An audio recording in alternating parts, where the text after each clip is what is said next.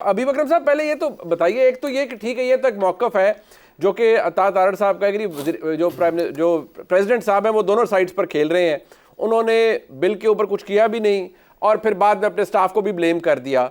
हमने कुछ नज़ीरें चलाई जो उनकी स्टैंडर्ड प्रैक्टिस है बिल वापस करने की, और वो कवरिंग लेटर भी मेरे पास मौजूद है जो आम तौर पर वो भेजते हैं। इट्स अ प्रोसीजर, कोई ये नया नहीं है, हर सदर यही करता है जब वो पार्लियामेंट को वापस कानून भेजता है। बट सवाल ये है कि आपको इसमें कोई चालाकी नजर आ रही है या सदर साहब वाकई इतने बेचारे हेल्पलेस हैं और उनको पूरे 26 तकरीबन 25 से 26 घंटे लगे हैं रियलाइज करने में, ओहो ये तो कानून यार पास हो गया है, मैंने तो किया ही नहीं था।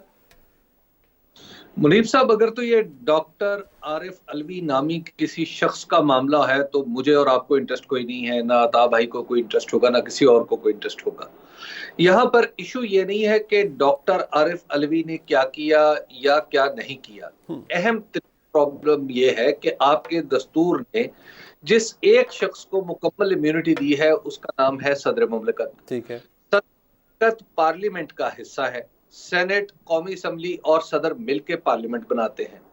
आपके पार्लियामेंट के दो ऐवान एक बिल पास करते हैं और वो सदर की खिदमत पे चला जाता है और सदर उस पे ऑब्जर्वेशन देने का कह देता है। ठीक है, और ऑब्जर्वेशन नहीं दी जाती तो इसका मतलब यह है कि आपका पूरे का पूरा जो पार्लियामेंट्री सिस्टम है, जो आपके रियासती नज्म की जान है, वो खतरे में है। ये एक क्राइसिस है। ये डॉक्टर आरिफ अलवी मेरे साथ कैसे हैं, आपके साथ कैसे हैं, वो अच्छे थे, वो बुरे हैं, ये अब बहस नहीं है। बहस ये है कि सदर मुमलिकत के ओहदे पर फाइज शख्स ने एक मुतय्यन बात की है। उसने कहा है कि ये दो कवानीन, इनके बारे में मेरी हदायत ये थी कि इनको वापस पार्लियामेंट को भेज दिया जाए। मुझे यकीन दिलाया गया कि हाँ ये वापस चले जाएंगे और वापस भेज दिए गए हैं, लेकिन ऐसा नहीं हुआ।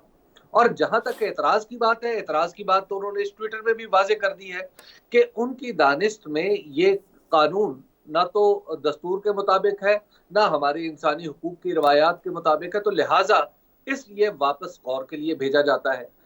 क्वेश्चन ये नहीं है कि इस पे एतराज गलत है, जाहिर है पार्लियामेंट के पास इख्तियार होता है, पार्लियामेंट दोबारा इसको भेज सकती है।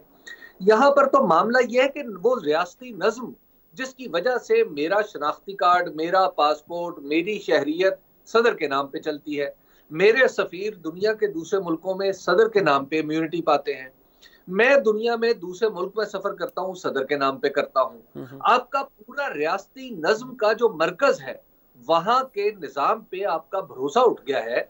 अब आप ये बताइए कि कल को अगर सुप्रीम कोर्ट के एक जज साहब उठे और कहें कि ये फैसला तो मैंने किया ही नहीं था, और क्या हमें नहीं सदर मुमलिकत या इस तरह के बड़े ओहदों पे जो फाइज लोग हैं वो फैसले जबानी करते हैं। कुछ मैं अगर मैं ये पूछ पाऊं हबीब अकरम साहब, देखिए आपने सुप्रीम कोर्ट का हवाला दिया ना, कुछ प्रोटोकॉल्स हैं, जैसे सुप्रीम कोर्ट का फैसला होता है unless it's signed by a particular जज जिसने जजमेंट प्रोनाउंस की है, it does not qualify as a judgement.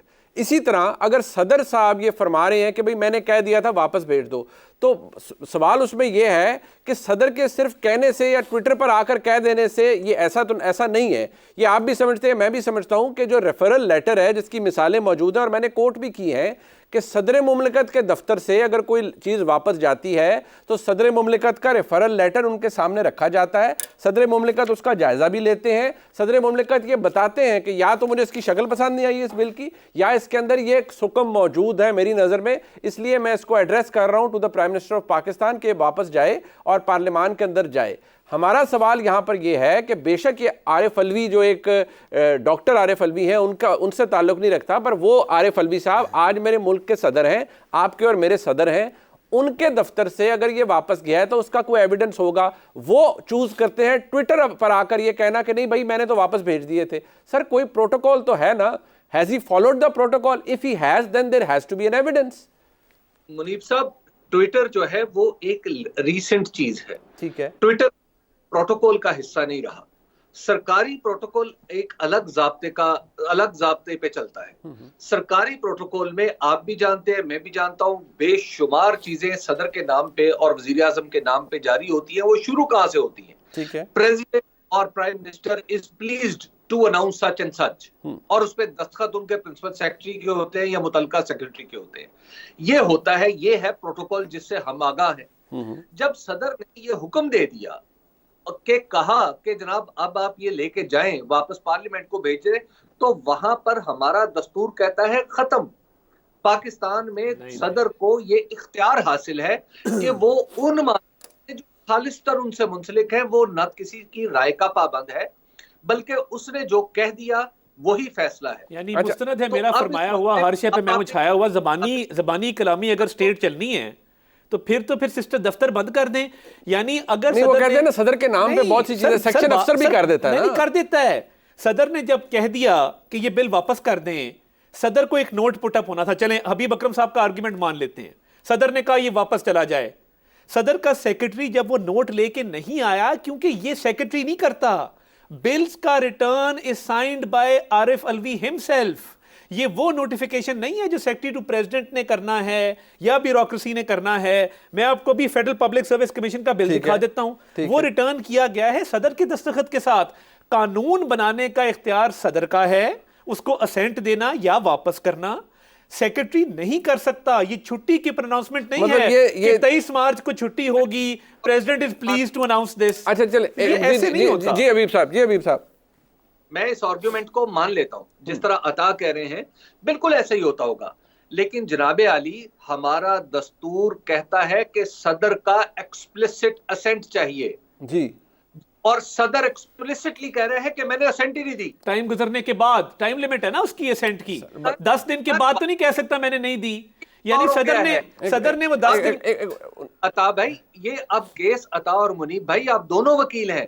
अब ये केस ये नहीं है कि टाइम गुजर गया है, ये टाइम नहीं हुआ, ये तो अदालतें फैसला करेंगी कि कानून इन्फोर्सेबल है या नहीं है। ठीक है, नहीं आपका कह रहा है कि उसका दफ्तर ब्रीच हो गया है। सर ये है प्रॉब्लम। सर बात ये है, आप कह रहे हैं दफ्तर ब्रीच हो गया। ऐड करना चाहूंगा, ये बिल्कुल वही सूरत हाल है जिस तरह जनाबे नवाज शरीफ साहब की वजारत उज़्मा के दौर में प्राइम मिनिस्टर ऑफिस के बारे में कहा गया था कि ये ब्रीच हो गया है। सर बात सुने, ये जो कुछ चीजें डिस्टिंक्टिव राइट होती हैं सदर मुमलिकत का, मैं अगर ये कह दूं, जरा ये थोड़ा आईनी हो जाएगा, लेकिन मैं आपको ये बता दूं कि ये एक ऐसा काम है आर्टिकल 75 में, उसका एम्पल एविडेंस मौजूद है कि जब सदर रेफरल लेटर भेजता है वापस किसी कानूनी मुसवदे के बारे में, उसके नीचे सदर पाकिस्तान की स्टैंप, सील, साइन मौजूद होता है। Doctor Arif Alvi president of Pakistan, मैं ये वापस भेज रहा हूं। या तो आरिफ अलवी साहब वो दिखा दें, बता दें कि भाई मैंने भेजा था, ये मेरे स्टाफ ने 2 नंबरी की है।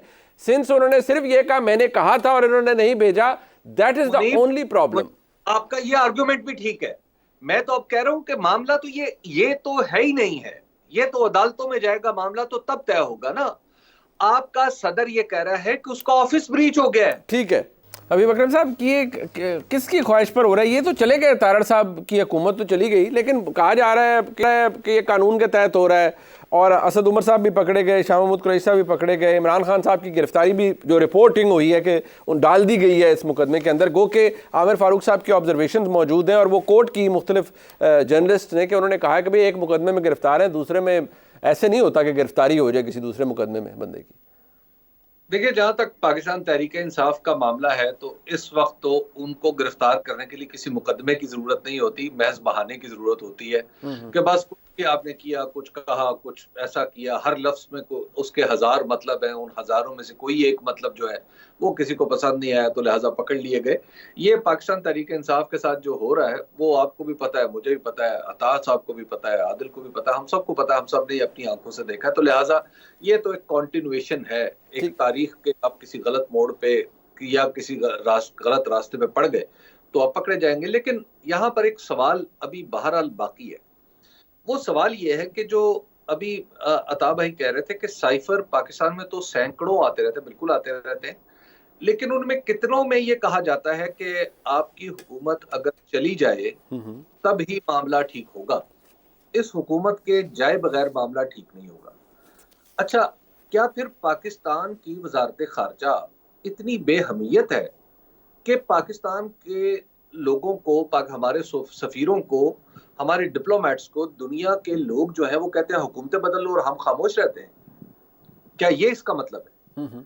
मेरी मालूमात के मुताबिक, और जो डेफिनेटली नाकिस हो सकती हैं, लेकिन अब तक की मालूमात के मुताबिक 3 साइफर हैं ऐसे। ठीक है। पहला साइफर था जो कुदरतुल्लाह शहाब ने हॉलैंड से लिखा था और अयूब खान को बताया था कि आपकी हुकूमत जाएगी। ठीक है। दूसरा साइफर था जो जनाबे जुल्फकार अली भुट्टो ने राजा बाजार में लहराया था और कहा था कि के खिलाफ हो गया। ठीक है जी। तीसरा, इस साइफर को मजीद एंडोर्स किया हमारी सिक्योरिटी काउंसिल ने कि उसके ऊपर। तो अगर तो हमें साइफर आते हैं और दिनों में दर्जनों के हिसाब से रोजाना और सैकड़ों माहाना और हजारों सालाना आते हैं जिनमें ये कहा जाता है कि पाकिस्तान की हुकूमत गिरा दी जाए तो हम जो फलां मुल्क नाराज है, हम वो नाराजगी खत्म हो जाएगी, तो क्या इसका ये मतलब समझा जाए?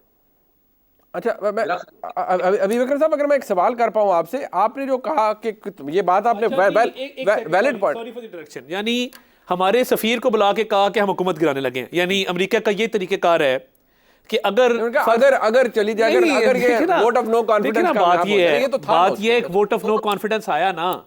अब खान साहब भी इसको नहीं करे ना। खान साहब कहते हैं बाजवा साहब ने गिराई थी, वो कहते हैं अमेरिका ने नहीं गिराई थी। देखें, अब ये नहीं हो सकता। अभी भाई एक सेकंड कर ले, फिर आपको एक लाइन लेनी होगी। ये नहीं हो सकता कि आप कहें कि अमेरिका ने और बाजवा ने गिराई थी। कभी आप अमेरिका कहते हैं, कभी आप बाजवा कहते हैं। ये एक और बात मैं बता दूं, आज आप इमरान खान से पूछें, ठीक है, अगर वो कह गया कि अमेरिका ने मेरी हुकूमत गिराई थी, चले, तो मुझे आप सजा दे दीजिएगा जो आपको इमरान खान साहब वाले सेल में भिजवा दें। जी अभी साहब, न माने क्या एक शहरी की हैसियत से जब ये बात सामने आई है, और ये बात एक वजीर आजम ने कही है कि वजीर आजम कह रहा है कि एक हुकूमत को ये कहा गया है कि अमेरिका के साथ मामला ठीक हो जाएंगे, तो ये फिर ये अगर ये हुकूमत गिर जाती है, लिखने वाला कौन है? पाकिस्तान का सफीर है। ठीक है। बाद में वो क्या बनता है? पाकिस्तान का सेक्रेटरी खारजा बनता है।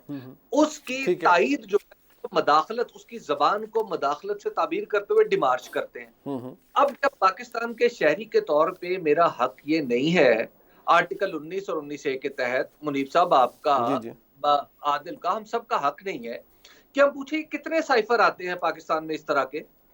यानी हमें दुनिया के लोग जो हैं, छोटे दर्जे के अफसर, हमारे तड़ियां लगा जाए, आप कहते हैं तड़ियां लगा जाए और हमारा वजारत खारजा जो है वो चुप कर जाए, वो ठीक है। अच्छा, बेहमीदी जो है ये नहीं होनी चाहिए। आज आदिल साहब, ये नहीं हो सकता।